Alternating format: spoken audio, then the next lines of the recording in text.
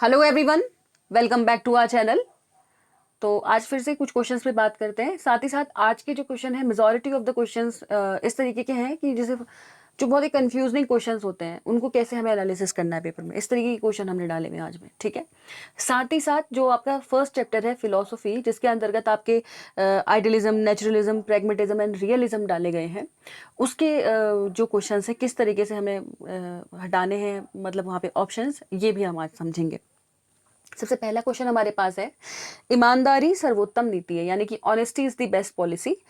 इस कथन का समर्थन निम्नलिखित में से कौन सा दर्शन करता है, यानी कि which philosophy of education supports this statement. ठीक है। तो पहला है आदर्शवाद, आइडियलिज्म, प्रकृतिवाद, नेचुरलिज्म, प्रयोजनवाद, प्रेगमेटिज्म, या यथार्थवाद, रियलिज्म। ठीक है। तो देखिए, ईमानदारी सर्वोत्तम नीति है, ये जो ऑनेस्टी है हमारी, ये बेस्ट पॉलिसी है, इस टाइप की जो बातें करता है वो बात करता है प्रयोजनवाद, प्रेगमेटिज्म। ठीक है। बिकॉज प्रेगमेटिज्म, देखिए यहाँ पे कोई आत्मा परमात्मा से रिलेटेड हमारी बात नहीं हो रही है, इंटेलेक्ट के अंदर आपको नहीं जाना है, इस तरीके की कोई बात नहीं हो रही है। प्रकृतिवाद जो है प्रकृति के थ्रू ही सारी बातें करते हैं, प्रकृति के आसपास ही घूमती है उनकी जो थ्योरी होती है। बात करते हैं हम यथार्थवाद की, रियलिज्म की, तो रियलिज्म बात करता है कहीं ना कहीं जो चीज़ है डायरेक्टली उसके सामने से हो, प्रत्यक्ष रूप से हो, इस तरीके के पॉइंट्स के बारे में। और जो मटेरियल वर्ल्ड है हमारा ना, इस मटेरियल वर्ल्ड से रिलेटेड चीज़ों को सही मानता है। ठीक है। और लास्ट हमारे पास है प्रयोजनवाद। तो प्रयोजनवाद आप लोगों को पता भी होगा, ये इसकी जो थ्योरी है कहीं ना कहीं कंस्ट्रक्टिविज्म, जिसको आज तक आप फॉलो भी कर रहे हैं, चाहे वो एनसीएफ हो, चाहे एनईपी 2020 हो, या एनसीएफ 2023 हो, सभी में इसी तरीके की चीज़ों को हम क्या करते आ रहे हैं, फॉलो करते हुए आ रहे हैं। ठीक है। कंस्ट्रक्टिविज्म यानी कि रचनावाद को कहीं ना कहीं हम सपोर्ट करते हैं, लर्निंग बाई डूइंग की थियोरीज को हम कहीं ना कहीं सपोर्ट करते हैं, जो कि प्रोजेक्ट मेथड है, जो कि आपकी किलपैट्रिक जी ने दी है। ये सभी क्या है, आपस में इंटरलेटेड चीज़ें हैं जो पेपर में आ सकते हैं। ठीक है। बढ़ते हैं अगले प्रश्न पे। अगला प्रश्न हमारे पास है, विद्यालय को शुद्ध विज्ञान से दिए गए विषयों को पढ़ाने पर ध्यान केंद्रित करना चाहिए। दर्शन की कौन सी चिंतन धारा के लिए अत्यावश्यक होगा। यानी कि स्कूल जो है उसे प्योर साइंस को यूज करना चाहिए सब्जेक्ट को पढ़ाने पे। ठीक है। मतलब जो पूरा सेंट्रलाइजेशन जो है वो इस पे होना चाहिए कि प्योर साइंस के फॉर्म में बच्चों को पढ़ाया जाए। ये कौन सी जो फिलॉसफी है उसके अंतर्गत आता है? आदर्शवाद, प्रकृतिवाद, यथार्थवाद, या अस्तित्ववाद, आइडियलिज्म, नेचुरलिज्म, रियलिज्म, या फिर एग्जिस्टेंशियलिज्म। तो देखिए, इस तरीके की जो बात है, ये मैंने आप लोगों को पहले ही बताया था, मटेरियल वर्ल्ड। मटेरियल वर्ल्ड का मतलब सीधे सीधे होता है साइंस से, साइंटिफिक चीज़ों से। ठीक है। तो प्रेगमेटिज्म भी कहीं ना कहीं साइंस को प्रमोट करता है, एज वेल एज रियलिज्म भी करता है। रियलिज्म पूरा ये realism is all about matter, पदार्थ के बारे में है पूरा। ठीक है। कि पदार्थ क्या है, हमारे सामने से जो है प्रत्यक्ष रूप से पदार्थ है, पदार्थ से रिलेटेड जो चीजें होंगी वो किसके अंतर्गत आएंगी, आपकी रियलिज्म के अंदर। ठीक है। तो इसका आंसर हो जाएगा रियलिज्म। देखिए, यहाँ पे कंफ्यूज कराने के लिए पेपर में अगर चाहता तो पेपर वाला आपको दे सकता था प्रेगमेटिज्म, आप कंफ्यूज हो जाते हैं यहाँ पे, इसलिए वो ऑप्शन डाला ही नहीं गया। ठीक है। थोड़ा सा क्वेश्चन को ना बियॉन्ड द लाइन जाके भी हमें देखना पड़ेगा। और सपोज दैट अगर यहाँ पे ऑप्शन में रियलिज्म ना दे के प्रेगमेटिज्म दिया रहता तो वो भी कहीं ना कहीं सही हो जाता, क्योंकि प्रेगमेटिज्म भी कहीं ना कहीं साइंस को सपोर्ट करता है, लेकिन थॉरोली पूरी तरीके से जो मटेरियल वर्ल्ड पे बेस्ड है वो है रियलिज्म, यानी कि यथार्थवाद। ठीक है। जबकि प्रयोजनवादी भी, प्रयोजनवादों का जो मेथड है, मतलब जो विधियां हैं करने की, वो क्या है, लर्निंग बाय डूइंग बेस्ड है, यानी कि मतलब करके सीखिए, है ना, एक्टिव पार्टिसिपेशन होना चाहिए, ये सारी चीजें। बढ़ते हैं अगले प्रश्न पे। अगला प्रश्न हमारे पास है, समाज के कमजोर वर्ग को निशुल्क पोशाक और किताबों की सहायता प्रदान करने का उद्देश्य क्या प्रदान करना है। देखिए, आप लोगों ने ध्यान दिया होगा, इकोनॉमिकली वीकर सेक्शन जो होता है हमारी सोसाइटी का, जनरली गवर्नमेंट ऐसा कोशिश करती है कि उनको बुक्स अवेलेबल हो जाए, उनको ड्रेसेस दे दिए जाएं। उसका क्या उद्देश्य है, क्या ऑब्जेक्टिव रहता है इसके पीछे गवर्नमेंट का? आमतौर पर समाज को राहत प्रदान करना, अनिवार्य उपस्थिति के लिए बच्चों को प्रोत्साहन देना, विद्यालय से बीच में पढ़ाई छोड़ने वालों पर रोक लगाना, या निःशक्तों को आर्थिक हानि की क्षतिपूर्ति करना। तो आपको क्या लगता है यहाँ पे क्या इसका आंसर एक होना चाहिए? तो देखिए, यहाँ पे ना निःशक्तो ना होके निःशुल्को, मतलब कहने का मतलब यह है, जो वर्ड ऐसा होना चाहिए था कि जो प्रॉब्लमेटिक होते हैं, यानी इकोनॉमिकली वीकर सेक्शंस जो होता है, आर्थिक रूप से जिनको परेशानी है बेसिकली, उनकी क्षतिपूर्ति करना। ठीक है। इसके लिए चलाया जाता है, ये होना चाहिए था यहाँ पे ऑप्शन। बढ़ते हैं अगले प्रश्न पे। अगला प्रश्न हमारे पास है, पियाजे के विचार में संज्ञानात्मक विकास की रूप संक्रियात्मक अवस्था भारत में शिक्षा की किस अवस्था के अनुरूप है?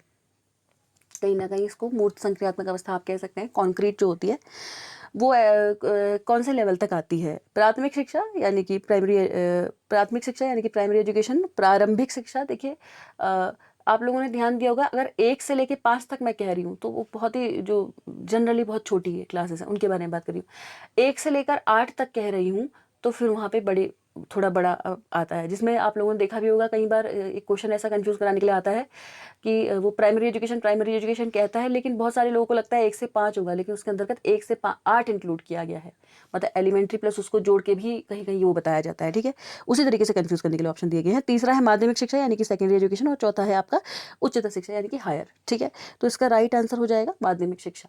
ठीक है, बढ़ते हैं अगले प्रश्न पे, क्योंकि देखिए इसके अंतर्गत क्या होता है, रिवर्सिबिलिटी जो होता है ये आ जाता है बच्चे में, यानी कि वो उल्टा करके भी देख पाता है। जनरलाइजेशन वाला थॉट प्रोसेस एक आ जाता है बच्चे में, यानी कि 2 बोतल हैं, अगर एक में सपोज दैट एक बोतल ऐसी लंबी है और एक बोतल अगर इस तरीके का कोई शेप की चीज़ है, तो बच्चे को या बच्चे को इस तरीके से लग जाता है कई बार कि ये जो चूँकि ये जो है इसकी हाइट लंबी है तो इसमें ज़्यादा वाटर आएगा, इसमें कम आएगा। ठीक है, जबकि हो सकता है ये दूसरी वाली जो थी उसका जो फिगरेटिव रिप्रेजेंटेशन था वो कुछ इस तरीके का हो सकता था। ठीक है, तो बच्चा समझ नहीं पाता है उसको, ये वाले फैक्टर्स जो होते हैं ये माध्यमिक शिक्षा के दौरान आते हैं।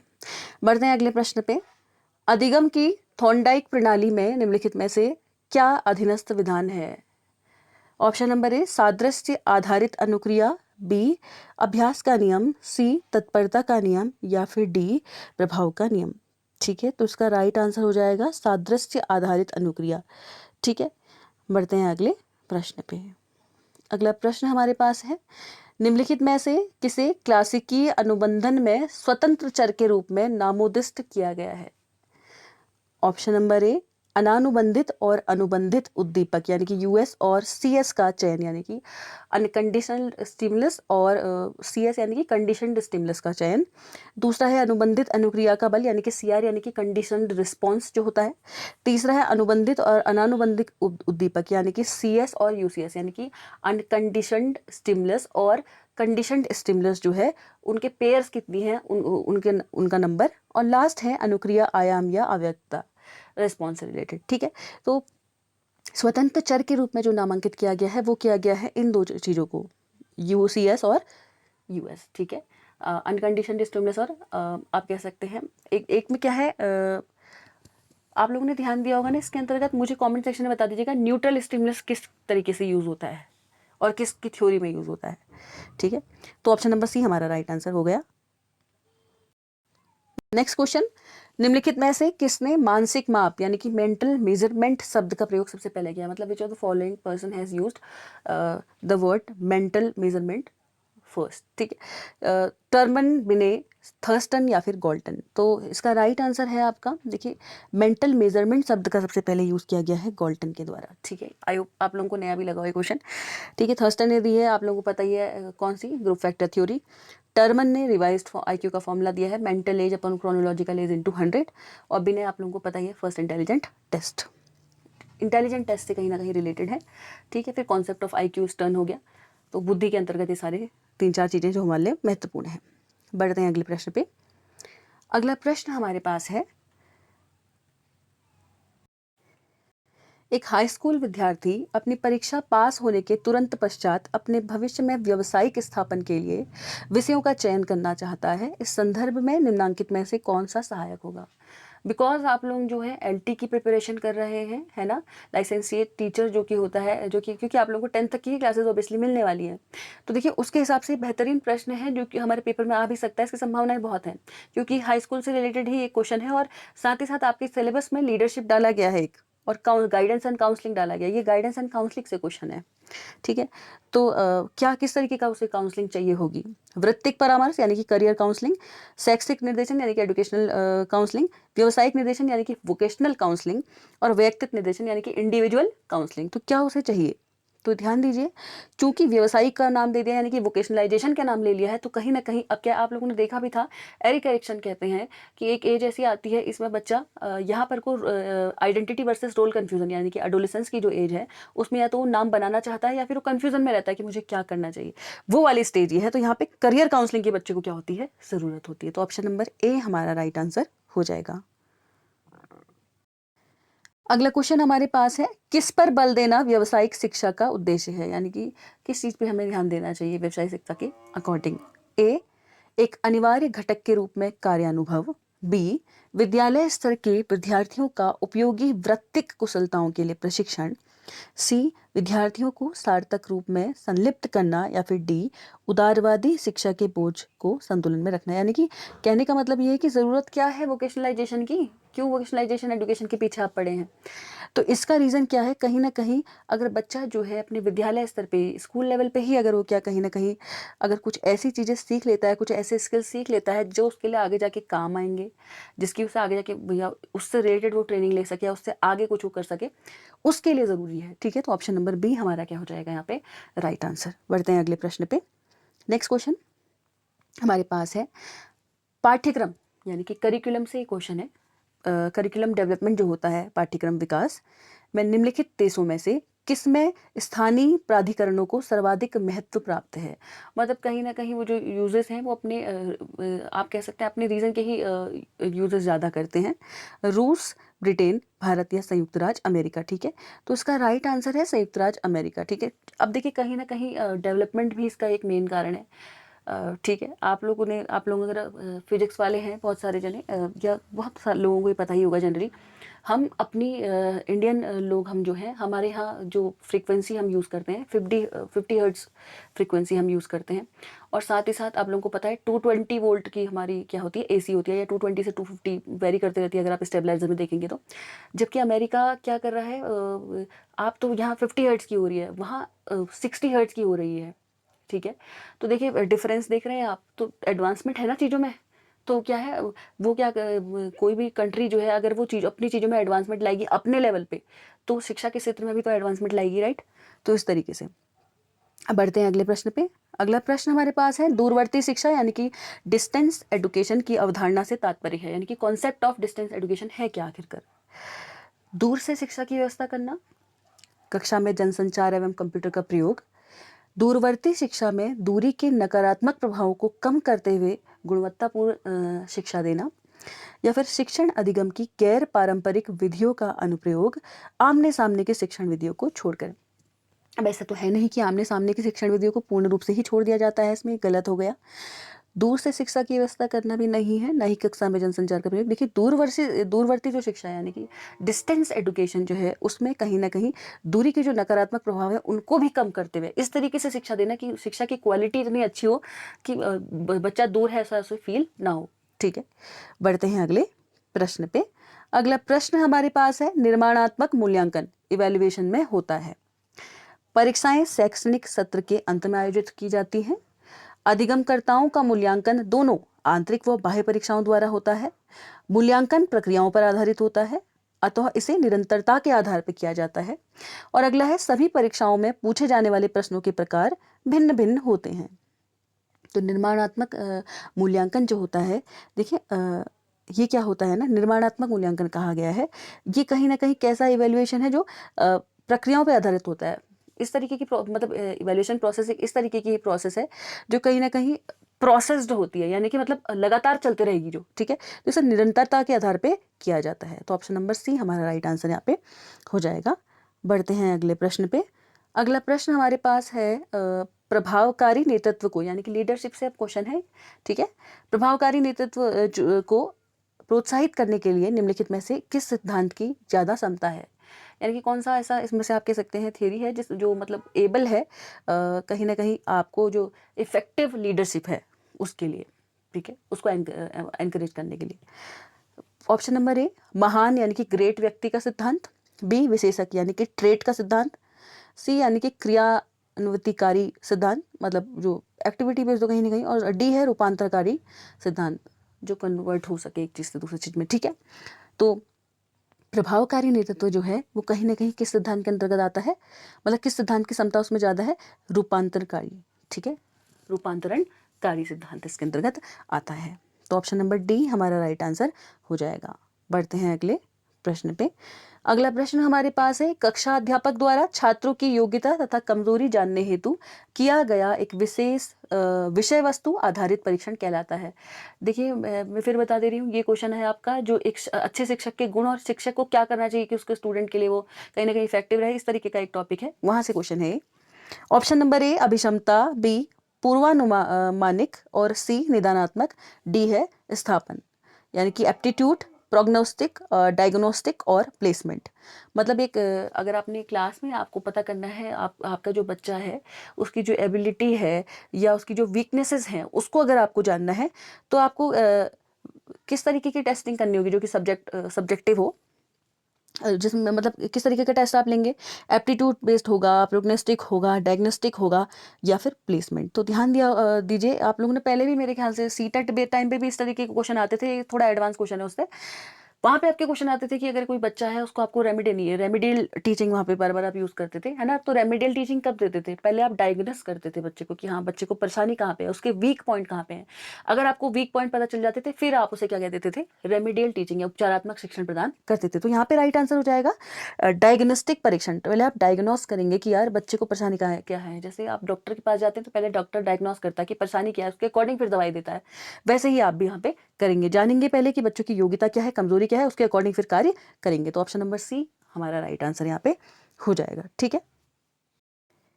नेक्स्ट क्वेश्चन हमारे पास है, शिक्षण व्यवहार को परिष्कृत करने में निम्नलिखित में से कौन सा शिक्षक शिक्षार्थी आदान प्रदान पर बल देता है जिसकी परिणति प्रभाव पद्धतियों में से होती है। भले ही क्वेश्चन हिंदी में हो लेकिन आपको बस सार पकड़ना है कहानी का कि यार कहना क्या चाह रहा है।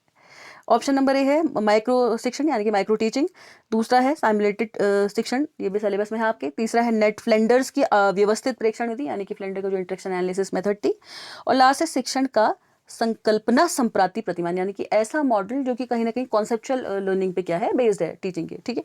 तो ध्यान दीजिएगा, मैंने आपको पहले ही बताया था टीचर बिहेवियर पे, वर्बल नॉन, आप लोगों ने देखा था वर्बल बिहेवियर है या नॉन वर्बल है, ये आप कमेंट में मुझे बता दीजिएगा। टीचर टॉक, प्यूपिल टॉक और साइलेंस के बारे में हम पढ़ते हैं किसके अंदर, नेट फ्लेंडर ने जो अपना दिया था इंटरेक्शन एनालिसिस, वो कहीं ना कहीं शिक्षण व्यवहार पे ही क्या था, आधारित था, ठीक है। तो ये इसका आंसर क्या हो जाएगा आपका, Ned Flanders, option number C, जो कि शिक्षक शिक्षार्थी के बीच में जो आदान प्रदान, जो मतलब जो कॉन्वर्सेशन हो रही है उसका जो आदान प्रदान हो रहा है उस पर कहीं ना कहीं बल देता है, ठीक है।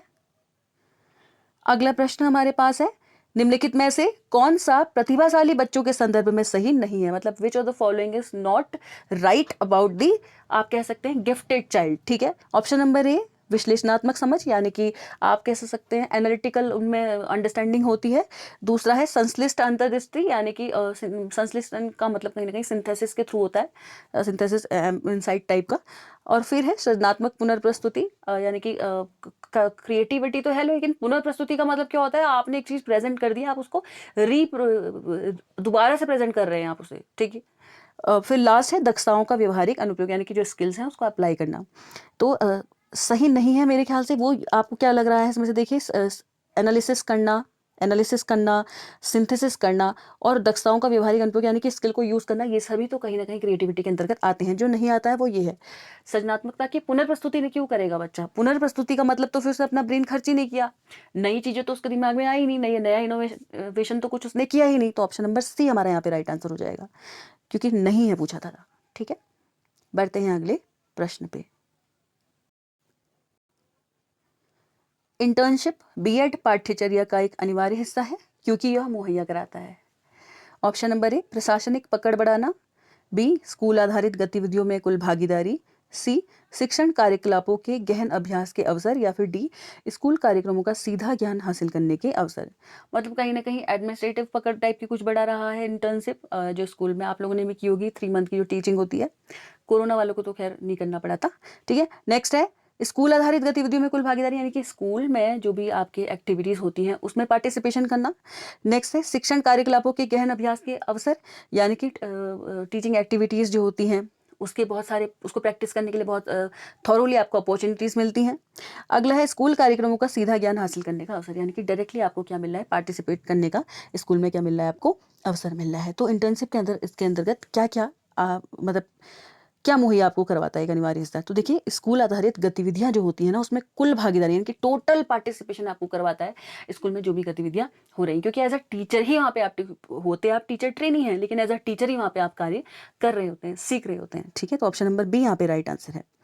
बढ़ते हैं अगले प्रश्न पे। अगला प्रश्न हमारे पास है, बीएड पाठ्यक्रम की अवधि 1 वर्ष से बढ़ाकर 2 वर्ष करने के लिए अनेक तर्क दिए गए हैं। उन तर्कों को चिन्हित करें जो इनके पक्ष में है। ये देखिए आप लोगों को पता भी होगा, जस्टिस वर्मा कमेटी, ठीक है, उसके अंतर्गत ये बात की गई थी कि 1 वर्ष का जो है 2 वर्ष का कर दीजिए, सो दैट उनको पता हो अच्छे से कि किस तरीके से पढ़ाना है आगे जाके, उनको गहनता हो अपने सब्जेक्ट में, ठीक है, या पढ़ाने के तरीके में। तो ऑप्शन नंबर 1, अध्यापक शिक्षा कार्यक्रम की अपेक्षाकृत अधिक अवधि होने से शिक्षण व्यवहार अर्जित करने में समग्र दृष्टिकोण हेतु गुंजाइश होती है। तो ये तर्क कहीं ना कहीं ठीक है, मतलब अगर आप टाइम मिल जाएगा ठीक ठाक तो आप समग्रता अच्छे तरीके से देख पाएंगे कि हाँ कि क्या क्या चीज़ें होती है, किस तरीके से पढ़ाना है, किस तरीके से अन्य गतिविधियों में भाग लेना है। नेक्स्ट है, बढ़ी हुई अवधि से कार्यक्रम के विभिन्न स्तरों यानी कि सैद्धांतिक और व्यवहारिक पर अंतर क्रियात्मक अनुभव प्राप्त करने का अवसर प्राप्त होता है, यानी कि एक तरीके से आप इंटरेक्शन कर सकते हैं, थियोरिटिकल और प्रैक्टिकली आपको किस तरीके से व्यवहार करना है, इस तरीके के अनुभव आपको प्राप्त होते हैं। ये भी सही बात है, क्योंकि अवधि जो कि बढ़ा दी गई है, 1 वर्ष से 2 वर्ष बीएड कर दिया गया है, तो कुछ ना कुछ तो आप बड़ी अवधि में सीखेंगे, तो बड़ी अवधि का क्या हो रहा है, फायदा हो रहा है। ठीक है,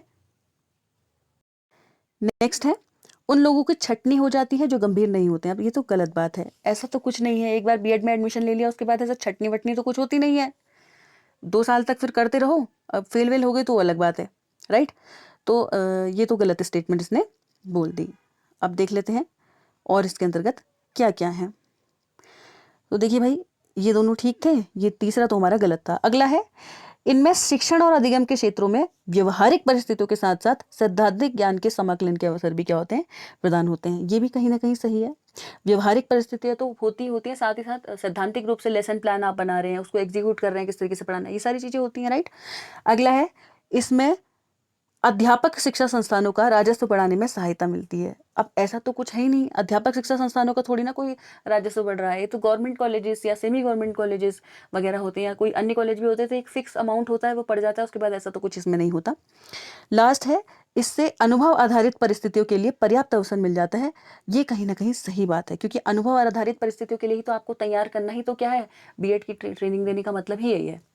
ठीक है, तो हमारा राइट आंसर क्या हो जाएगा, पहला, दूसरा, चौथा और छठा। अब देख लेते हैं कि कौन से ऑप्शन में ये है। तो ये था आपका ऑप्शन नंबर बी में, ठीक है, ऑप्शन नंबर बी हमारा क्या हो जाएगा यहाँ पे, राइट आंसर हो जाएगा। ठीक है, तो आई होप आप लोगों को क्वेश्चन समझ में आए हों। तो कैसा लगा आज का ये सेशन आपको, कमेंट सेक्शन में कमेंट करके ज़रूर बताइएगा। अगर पसंद आया हो तो लाइक, शेयर, कमेंट और सब्सक्राइब आप कर सकते हैं हमारे चैनल को। चैनल पे नए हैं तो बेल आइकन प्रेस कर दीजिएगा, ठीक है, और स्माइल करते रहिए, पढ़ते रहिए, जितना हो सकता है पेपर तक पढ़ते रहिए, और बार बार नए नए प्रश्नों का अभ्यास करते रहिए, जहाँ से ज्ञान मिल रहा है बटोरते रहिए, ठीक है। और बस इतना ही कहना था आपसे, धन्यवाद।